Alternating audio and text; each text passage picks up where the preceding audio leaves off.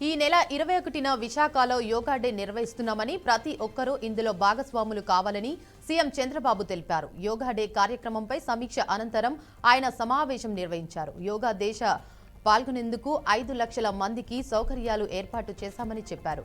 Guinness Book of Records దక్కేలా ప్రోగ్రాంను conduct చేస్తున్నామన్నారు. 22 అంశాల్లో రికార్డు బ్రేక్ చేసేందుకు ప్రయత్నం చేస్తున్నామని చెప్పారు. దేశవ్యాప్తంగా లక్షల ప్రాంతాల్లో యోగా డే కార్యక్రమం నిర్వహిస్తున్నామని, పాల్గొన్న 25 లక్షల మందికి సర్టిఫికెట్లు ఇస్తామన్నారు. రైతు నేస్తం కార్యక్రమంలో సీఎం రేవంత్ రెడ్డి ఆసక్తికర వ్యాఖ్యలు చేశారు. రైతులను రాజులుగా చేయడమే కాకుండా వ్యవసాయాన్ని పండుగలా మారుస్తామని హామీ ఇచ్చారు. ఇందిరమ్మ రాజ్యంలో రైతులు నిజమైన రాజులు అవుతారని తెలిపారు. గత పాలకులు రాష్ట్రాన్ని ఆర్థికంగా దెబ్బతీశారని, వారు రైతుల పేరుతో ఇప్పుడు వీధి నాటకాలు ఆడుతున్నారని విమర్శించారు. దేశంలో వరి ఉత్పత్తిలో తెలంగాణ నెంబర్ 1 స్థాయిలో ఉందని గుర్తు చేశారు.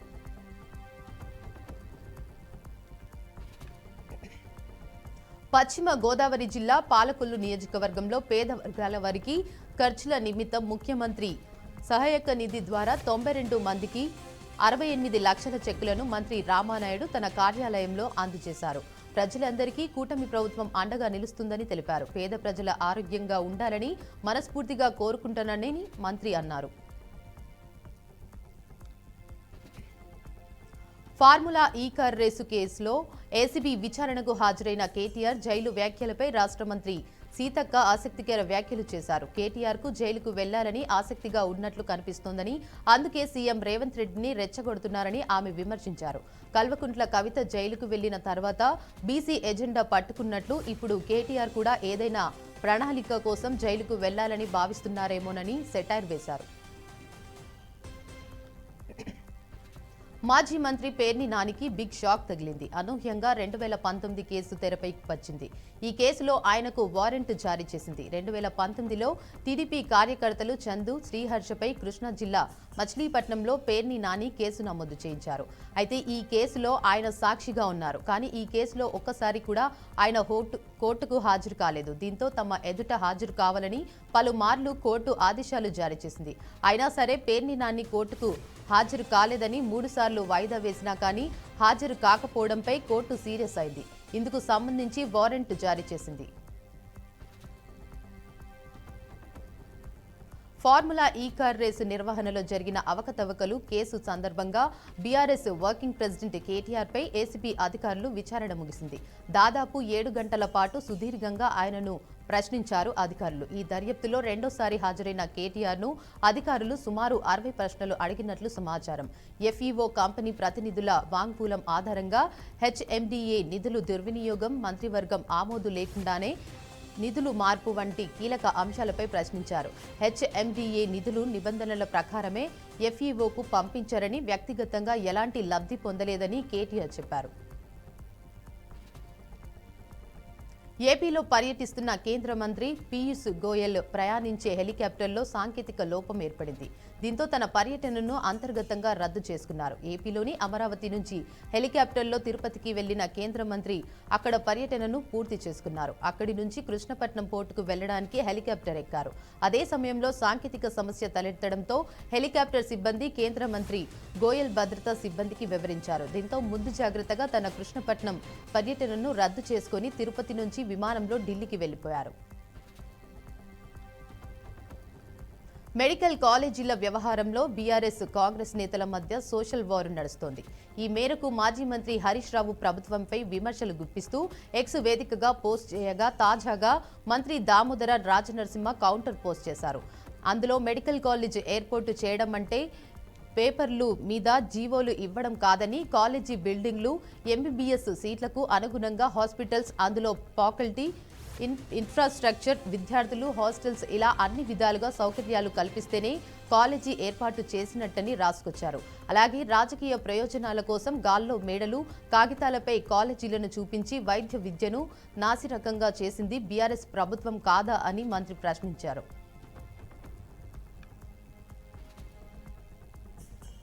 సూర్యాపేట జిల్లా అనంతగిరి మండల కేంద్రంలో గంజాయి ముఠా కలకలం రేపింది. స్థానికులు సమాచారం గంజాయి ముఠాను అనంతగిరి పోలీసులు అరెస్ట్ చేశారు. అనంతరం కోదాడ రూరల్ పోలీసు సర్కిల్ కార్యాలయంలో మీడియా సమావేశం ఏర్పాటు చేశారు.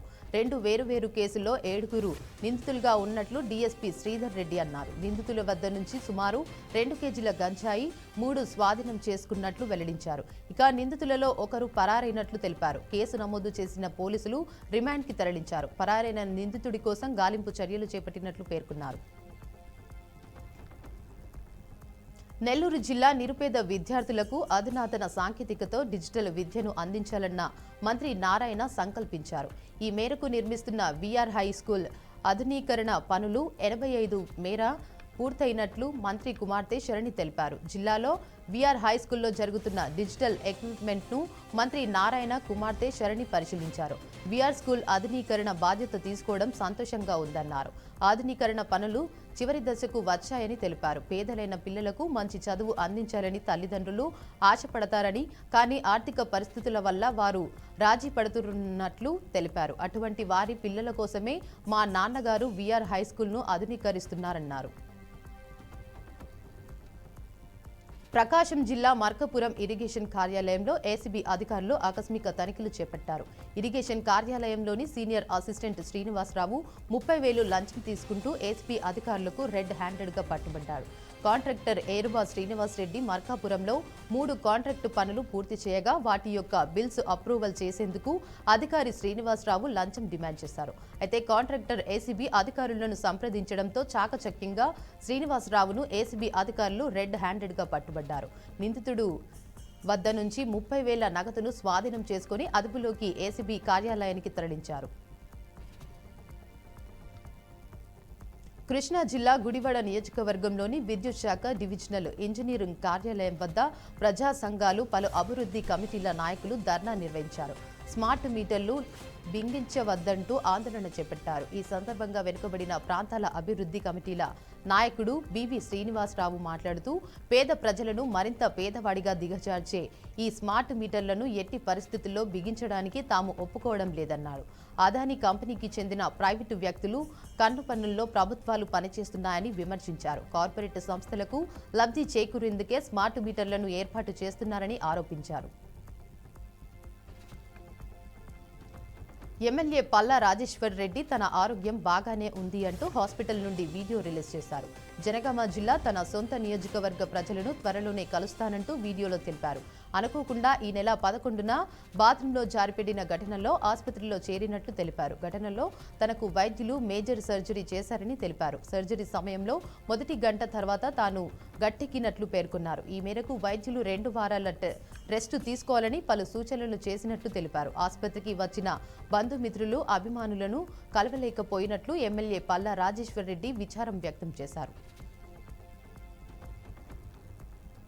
గ్రామీణ జీవన వైవిధ్యాన్ని తిరిగి పునరుద్ధరించడానికి గ్రామీణ ప్రాంతాలలో పాదయాత్ర చేపడుతున్నామని శ్రీ కమలానంద భారతి స్వామి పిలుపునిచ్చారు. ఈ సందర్భంగా ప్రజలను చైతన్యవంతం చేయడానికి జూలై 12న తిరుపతిలో పాదయాత్ర ప్రారంభించనున్నట్లు తెలిపారు. హిందూ యువ చైతన్య పాదయాత్ర జయప్రదం చేయాలని కోరుతూ శ్రీ సత్యసాయి జిల్లా పెనుకొండలో సమావేశం ఏర్పాటు చేశారు. సమాజంలో గ్రామీణ ప్రాంతాలకు ఎంతో చారిత్రక చరిత్ర ఉందని కమలానంద భారతి స్వామివారు అన్నారు. జానపదం, పౌరాణికం, సాంఘికం, నాటకాలు, కూచిపూడి, భారతనాట్యం, కోలాటం తదితర కళా సంస్కృతి కార్యక్రమాలు ఉత్సాహం నింపాయన్నారు. ఎమ్మెల్యే కొత్త ప్రభాకర్ రెడ్డిపై మెదక్ ఎంపీ రఘునందన్ రావు కీలక వ్యాఖ్యలు చేశారు. మన రాష్ట్రం కొత్తగా ఏర్పడిన తర్వాత ఈ ప్రాంతంలో ఎమ్మెల్యేగా పనిచేస్తున్నటువంటి కొత్త ప్రభాకర్ రెడ్డి మండలానికి ఎటువంటి అభివృద్ధి చేయలేదని ఆరోపించారు. సిద్దిపేట జిల్లా మిరుదొడ్డి మండలంలో మెదక్ ఎంపీ రఘునందన్ రావు పర్యటించారు. మండల కేంద్రంలో నూతన సబ్ పోస్ట్ ఆఫీసు బ్రాంచ్ భవనాన్ని ప్రారంభించారు. అనంతరం పోస్ట్ ఆఫీసులో ఖాతాలు తీసుకున్న ఖాతాదారులకు పుస్తకాలను అందించారు. నేను ఎమ్మెల్యే 3 సంవత్సరాలు ఉన్నప్పుడే ఈ ప్రాంతం అభివృద్ధి చెందిందని అన్నారు. తెలంగాణ రాష్ట్రం ఏర్పడినప్పుడు అప్పటి ప్రజాప్రతినిధులు పట్టించుకొని ఉంటే ఈ పోస్ట్ ఆఫీస్ ఎప్పుడు ప్రారంభమయ్యేది అని అన్నారు. అప్పటి ప్రజాప్రతినిధులు పట్టించుకోలేదని రఘునందన్ రావు మండిపడ్డారు. జగిత్యాల జిల్లా రాయికల్ మండలంలో విషాదం చోటు చేసుకుంది. ఇటీక్యాల గ్రామానికి చెందిన మరిపెల్లి శ్రీను అనే కుటుంబాన్ని కులం బహిష్కరణ చేయడం స్థానికంగా కలకలం రేపింది. గత 3 సంవత్సరాలుగా తన 20 గంటల భూమిని ఆక్రమించి ఇబ్బందులకు గురిచేస్తున్నట్లు బాధితుడు తెలిపారు. భూ అక్రమదారుడు ప్రభుత్వ ఉద్యోగి కావడంతో ఎక్కడికి పోయినా న్యాయం జరగడం లేదని ఆవేదన వ్యక్తం చేశారు. వారి భూమిని ఆ వ్యక్తికి ఇవ్వకపోతే తమను కులంలోకి తీసుకోమని, ఎవరైనా తమతో మాట్లాడితే వారికి కులం జరిమానా విధిస్తున్నట్లు తెలిపారు. అధికారులు స్పందించి తమకు న్యాయం చేయాలని బాధితులు కోరారు.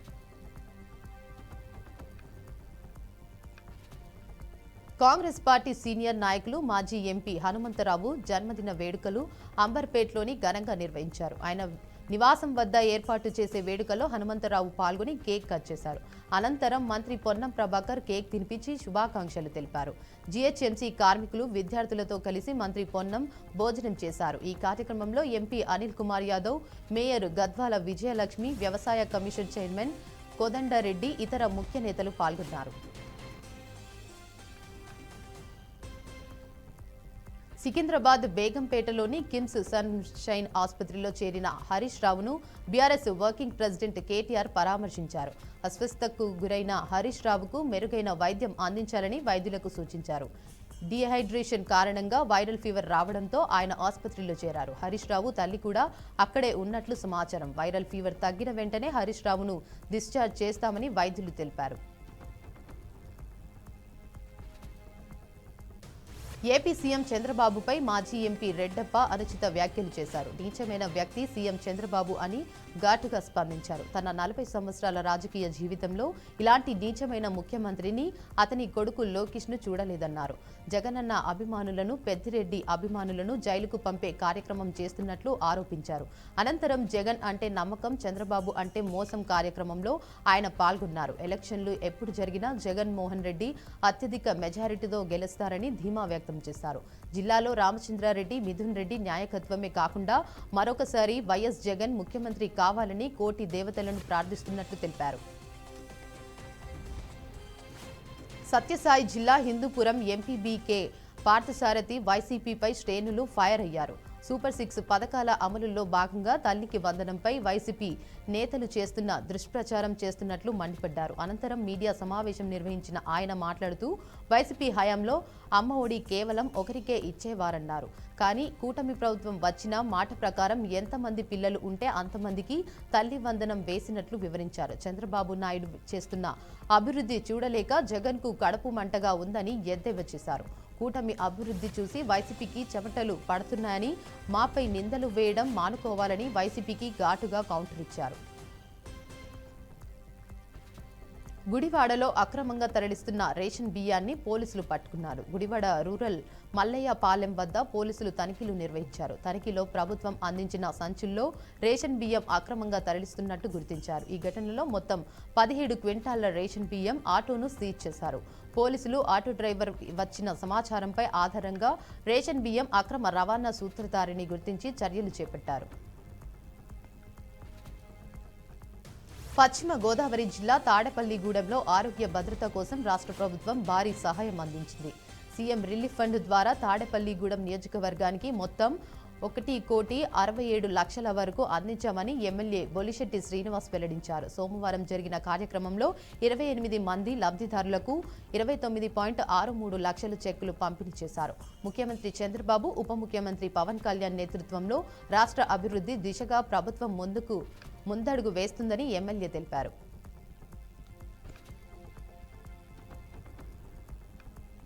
చిత్తూరు జిల్లా టమాటా రైతులు ప్రస్తుతం తీవ్ర సంక్షోభాన్ని ఎదుర్కొంటున్నారు. ఇప్పటికే పండించిన పంటకు సరైన ధర దొరక్క అల్లాడుతుంటే ఇప్పుడు ఊజీ ఈగ రూపంలో మరో పెనుముప్పు వారిని చుట్టుముట్టింది.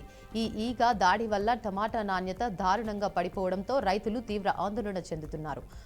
కొనుగోలుదారులకు కూడా ముందుకు రాకపోవడంతో వారి పరిస్థితి మరింత దయనీయంగా మారింది. ప్రస్తుత సీజన్లో చిత్తూరు జిల్లా వ్యాప్తంగా రైతులు పెద్ద ఎత్తున టమాటా పంటను సాగు చేశారు. దిగుబడి కూడా ఆశించిన స్థాయిలోనే వస్తుంది. అయితే ఊజీ ఈగ ప్రభావంతో పంట నాణ్యత పూర్తిగా దెబ్బతింటుందని రైతులు ఆవేదన వ్యక్తం చేస్తున్నారు.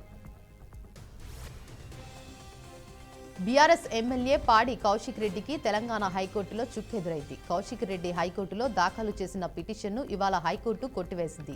సుబేదారి పిఎస్లో తనపై నమోదైన కేసు కొట్టేయాలంటూ కౌశిక్ రెడ్డి హైకోర్టును ఆశ్రయించారు. గతంలో క్వారీ యాజమాని మనోజ్ను కౌశిక్ రెడ్డి బెదిరించారనే ఆరోపణలు వెలుగులోకి వచ్చాయి. కమలాపురం మండలం మంగపల్లిలో క్వారీ మనోజ్ నిర్వహిస్తున్నారు. మనోజ్ భార్య ఉమాదేవి ఫిర్యాదు మేరకు కౌశిక్ రెడ్డిపై సుబేదారి పిఎస్లో కేసు నమోదైంది. శ్రీహరికోట షార్ కేంద్రానికి బాంబు బెదిరింపులు కలకరం రేగింది. చెన్నై సిఐఎస్ఎఫ్ కమాండెంట్ కార్యాలయానికి బెదిరింపు కాల్ రావడంతో శ్రీహరికోటలో భద్రతా బలగాలు అప్రమత్తమయ్యాయి. షార్ కేంద్రంలో అనువనువున బలగాలు గాలింపు చర్యలు చేపట్టాయి. తనిఖీల్లో ఏం లభించకపోవడంతో ఫేక్ కాల్గా అధికారులు నిర్ధారించారు. అహ్మదాబాద్ విమాన ప్రమాదంలో మరణించిన గుజరాత్ మాజీ ముఖ్యమంత్రి విజయ్ రూపానీ అంత్యక్రియలు పూర్తయ్యాయి. గుజరాత్ ప్రభుత్వం రాష్ట్ర వ్యాప్తంగా ఒకరోజు శోక దినాన్ని ప్రకటించింది. రాజ్కోట్లోని రామ్నాథ్ ఫారా శ్మశాన వాటికలో ఆయన అంత్యక్రియలు అధికార లాంఛనాలతో నిర్వహించారు. అంత్యక్రియల సమయంలో విజయ్ రూపానీ సతీమణి అంజలి రూపానీ తీవ్ర భావోద్వేగానికి లోనయ్యారు. ఈ కార్యక్రమంలో కేంద్ర హోంమంత్రి అమిత్ షా, గుజరాత్ ముఖ్యమంత్రి భూపేంద్ర పటేల్ పాల్గొన్నారు. బీజేపీ పాలిత రాష్ట్రాల్లో బెంగాలీ మాట్లాడే భారతీయులను బంగ్లాదేశీయులుగా పిలుస్తున్నారని పశ్చిమ బెంగాల్ సీఎం మమతా బెనర్జీ ఆరోపించారు. బెంగాలీ మాట్లాడే పౌరులను బీజేపీ లక్ష్యంగా చేసుకుందని విమర్శించారు. సరైన పత్రాలు ఉన్న బెంగాలీలను కూడా అక్రమ బంగ్లాదేశ్ వలసదారులుగా చిత్రీకరిస్తున్న పరిస్థితి నెలకొందని తెలిపారు. ఈరోజు రాష్ట్ర అసెంబ్లీలో భాగంగా ఆమె ప్రసంగించారు. సొంత పౌరులను వారి భాష ఆధారంగానే బంగ్లాదేశీయులుగా పిలుస్తున్నందున బీజేపీ సిగ్గుపడాలన్నారు. బెంగాలీతో పాటు గుజరాతీ, మరాఠీ, హిందీ భాషల్లో మాట్లాడటానికి గర్వపడాలని, తాను ఈ భాషలన్నిటినీ మాట్లాడగలనని స్పష్టం చేశారు. గాజాలో ఇజ్రాయెల్ మరణ హోమాన్ని సృష్టిస్తోంది. గాజాలోని పలు ప్రాంతాలపై భీకర దాడులకు పాల్పడుతుంది. గాజాలోని నివాస ప్రాంతాలు, ఆసుపత్రులపై విరుచుకుపడుతోంది. తాజాగా ఆహార పంపిణీ కేంద్రాల వద్ద ఇజ్రాయెల్ జరిపిన దాడుల్లో కనీసం 38 మంది పాలస్తీనియన్లు మరణించినట్లు గాజా ఆరోగ్య మంత్రిత్వ శాఖ తెలిపింది. పలువురు గాయపడినట్లు పేర్కొంది. టీమిండియా మాజీ లెజెండ్ రవిచంద్రన్ అశ్విన్పై తమిళనాడు ప్రీమియర్ లీగ్లోని టీం సంచలన ఆరోపణలు చేసింది. దిండిగుల్ డ్రాగన్స్ జట్టుకు సారథ్యం వహిస్తున్న అశ్విన్ తన టీంతో కలిసి బాల్ ట్యాపరింగ్ పాల్పడ్డాడని మధురైన ఫాందర్స్ జట్టు కంప్లైంట్ చేసింది. అశ్విన్ టీం ఉపయోగించిన టవల్స్ ను ఏవో కెమికల్స్ లో ముంచి తెచ్చారని, దీంతో బంతి బరువు పెరిగిందని మధురై టీం ఆరోపణ. బంతిని బ్యాటుతో కొట్టినప్పుడు స్టీల్ బంతిని కొట్టినట్లు శబ్దం వచ్చిందని ఆ టీం ఆరోపించింది. స్వీడన్కు చెందిన పోల్ వరల్డ్ అథ్లెట్ మోండో డుప్లుంటిస్ మరో ప్రపంచ రికార్డు సృష్టించాడు. వరుసగా 12వసారి తను సృష్టించిన వరల్డ్ రికార్డును బద్దలు కొట్టాడు. స్టాక్ హోమ్ వేదికగా జరిగిన వాండా డైమండ్ లీగ్లో పాల్గొన్న డుప్లాంటిస్ 6.28 మీటర్ల ఎత్తు జంపు చేశాడు. దీంతో ఈ ఏడాది ఫిబ్రవరిలోనే తనే సృష్టించిన 6.27 మీటర్ల ప్రపంచ రికార్డును బద్దలు కొట్టాడు.